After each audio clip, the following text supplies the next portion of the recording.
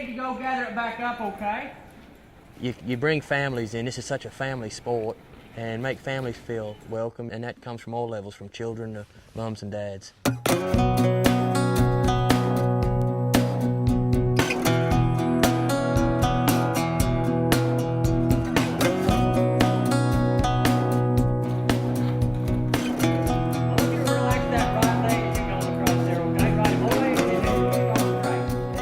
Cutting is a great sport. It's fantastic.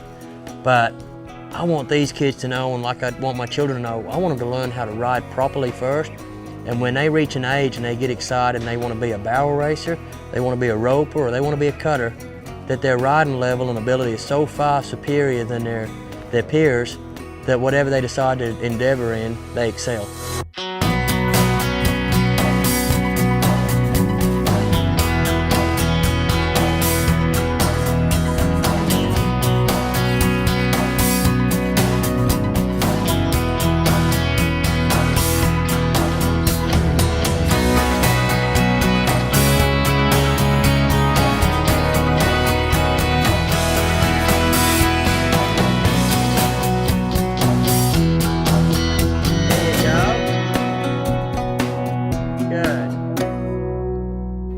If I've got my cow out there in front of me, I can be positioning my horse across the arena, but I can always keep my horse pointed forward. He can always be forward. Even though he may be going sideways, I've always got him pointing up towards my cow, okay? So let's use this as an exercise, and we'll just move it a little bit and just act like you're moving that cow through the herd, and that's the one you want. And then when you get up here, then we'll get a couple turns, okay? First day was good. We worked the flag, and my horse worked really well. Make sure you get his feet right before you let him turn. Working the flag, you get to practice more on what the basics are and trying to get your horse to go the right way and fix all your problems. It was a little bit exciting. I was nervous first going in, but after I did it once, it was pretty fun. It was interesting at first for one of my horses because he didn't know what to do, but the other one was good. He did okay. Josh taught me like how to let the horse do all the work and not me. He's a good teacher. I like him a lot.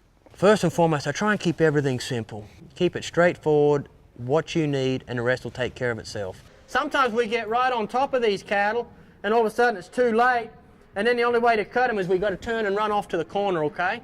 I want these kids to learn where their positioning needs to be on a cow, because that changes everything.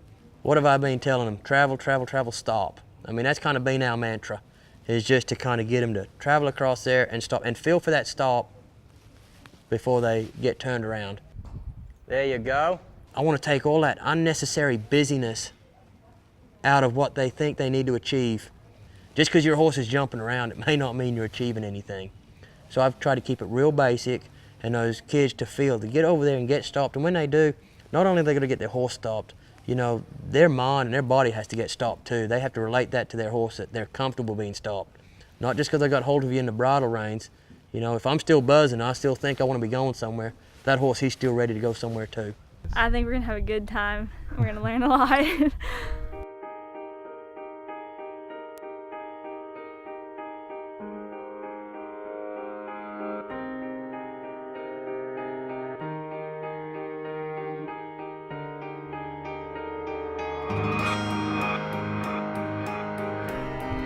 Father, I'll ask you today to bless this time. Let the anointing of a holy and a sovereign God flood this place. Pray that you bless this food to the nourishment of our body. Father, just let joy be a resounding thing today. We honor you and praise you in Jesus' name. Amen. Amen.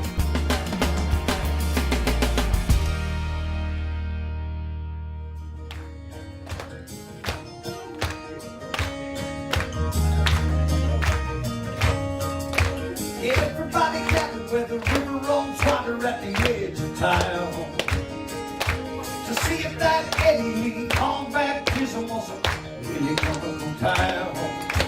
Folks bet hard on money that water would change the day. They set the odds at 100 to 1. His soul would never come clean. Then the preacher said, "We're gonna take a moment or two. There's something we need to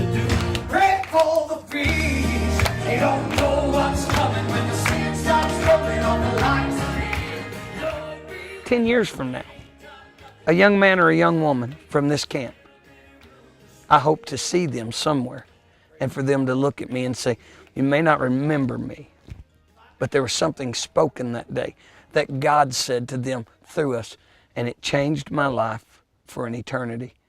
Makes it all worthwhile. There are a lot of people that don't follow God because they're just still trying to follow God. I'm figuring him out. Let me tell you something. You can't figure God out. The Bible talks about a generation, and it's us, that will be forever learning and unable to come to the knowledge of truth. When you come to a camp like this, most often you don't know the students that are coming, and you don't know what's going on in their lives. Some of them come from great home lives. Some come from very troubled and torn home lives, and you don't know what they're bringing with them to these camps. We come not to judge. We come to just tell them how much God loves them and let them know that He's got a life for them that will bring them joy and peace and happiness and love and all of the things that the world tries to offer in counterfeit ways. But God's peace will surpass our own understanding, and we just try to love on these kids and love them into the kingdom of God.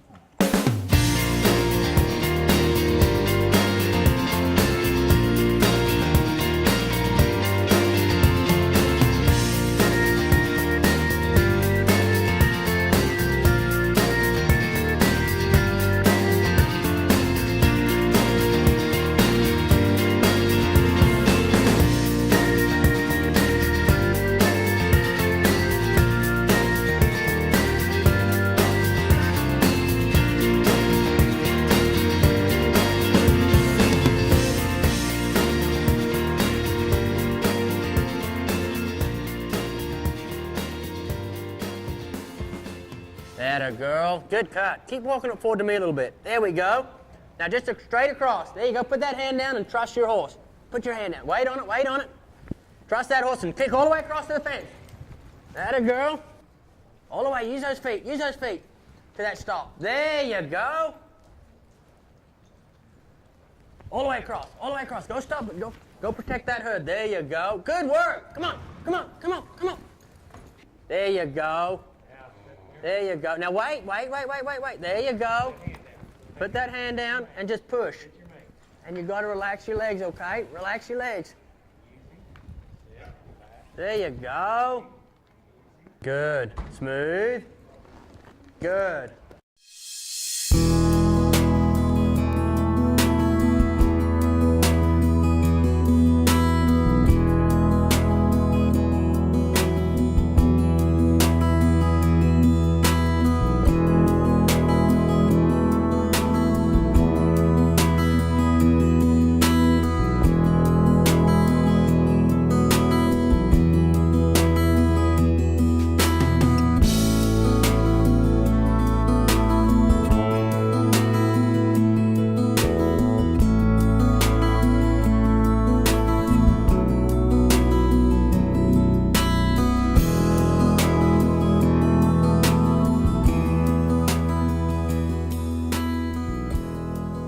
My dad was one of those guys that was a father. All of a sudden, wham, bam, what do you know? My mama was out. She was wild. I got the greatest mama in the world, but she was wild when she was younger. And all of a sudden, she ended up pregnant. And guess what? My daddy said, oh, no, you pregnant? I'm gone, baby. He didn't want nothing to do with me. And as I grew up, I'll never forget what my mom would tell me. My mom would look at me and she'd say, you have a dad. And she said, his name is God the Father. And all those years I was thinking, man, he ain't doing me no good because he ain't out here playing catch with me in a football. And Mama, I don't even know how to change my own oil. And all these other guys can do this. And Mama, I don't know how to work a saw. And all these other guys know how to do that. But guess what I learned? I learned that I had something that none of them would ever have. My mama taught me about someone that wanted to live on the inside of me and live through me. And that would carry me to places that I could never have gone without him. And I always thought it was odd that my own father didn't want me. But someone that created all this. Y'all look around you. Look around.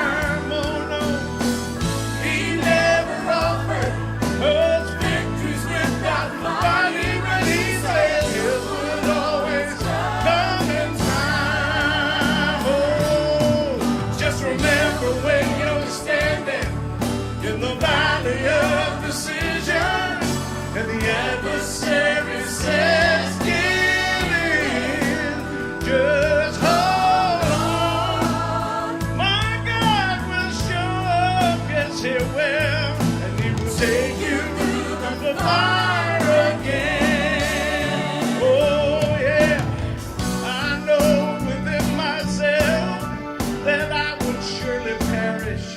Oh, but if I trust the hands of God, He'll shield the flames again, again.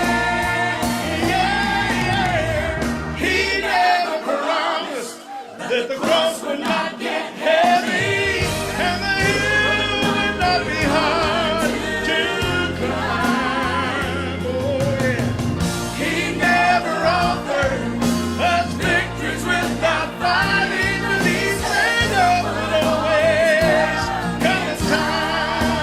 Oh yeah, just remember when you're standing in the valley of decision, and the adversary says, why don't you just give in? Just hold on. My God will show up, yes He will, and He will take you through the fire again. Yeah. So just hold on. My God will show up, yes He will, and He will take you through the fire again. Oh yes He will. No matter what you're going through, just trust Him, trust Him, yeah. Hallelujah. There's been a couple of the young men that I've kind of eyed from a distance, and I've saw a couple of areas in their life where I thought that they were staying by themselves, back off. It was like they were lonely. And I find, you can tell when they're hurting, there's something in their lives that's missing, and that's what we're here for. That's what we want to do, is give these kids a chance to meet Jesus, and so He can get a hold of their lives.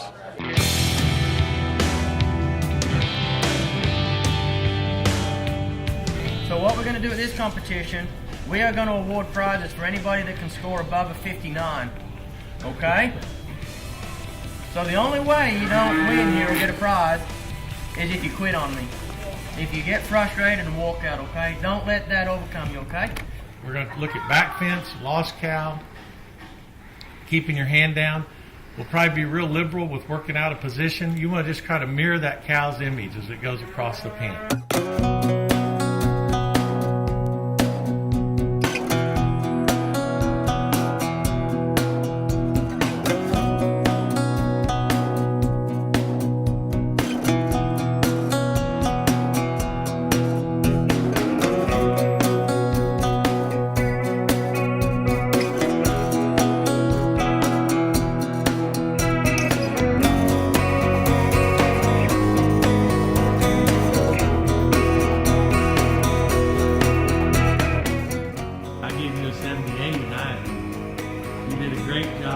You cut just like your daddy.